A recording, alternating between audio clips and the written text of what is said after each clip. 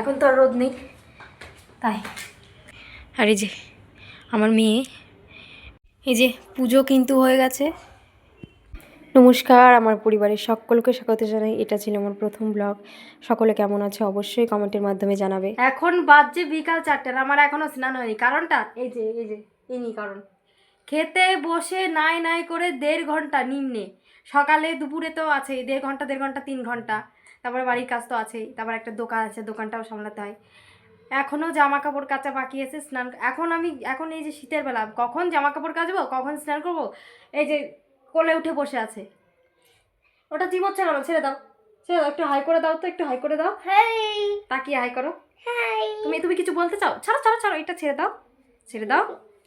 তুমি এটা ছাড়ো মা, গলার মধ্যে চলে যাবে। তুমি একটা কবিতা বলো, একটা ওখানে কেড়ে বলো তো।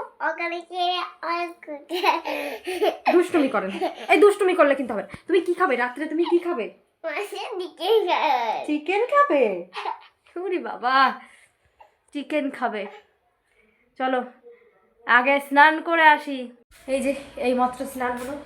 এই যে এখন জামা কাপড়গুলো মেলতে যাব। এখন তো আর রোদ নেই তাই বাইরে আর মেলবো না। ছাদে একটা ঘর আছে, ঘরের মধ্যে মেলে দেবো। চলো জামা কাপড়গুলো মেলে আসি আগে। এখনও পুজো দেওয়া বাকি আছে, পুজো দিয়ে তারপর বসতেও পারবো না বলে দরজাটা খুলি।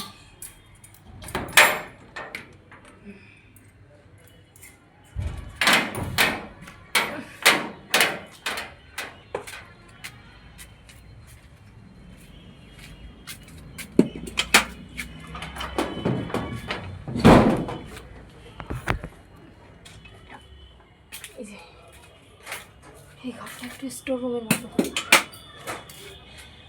আমার শ্বশুর থাকতো আগে এই ঘরে, এখন তো রুম নেই, তাই স্টোর রুমই হয়ে গেছে।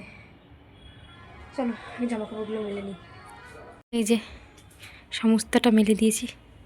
আর এই যে আমার মেয়ে রং লাগিয়েছে, প্রত্যেকটা জামায় ওর রং লাগানো। এই যে সব মেলে দিয়েছি। চলো এবার নিচে যাওয়া যাক। এই যে পুজো কিন্তু হয়ে গেছে।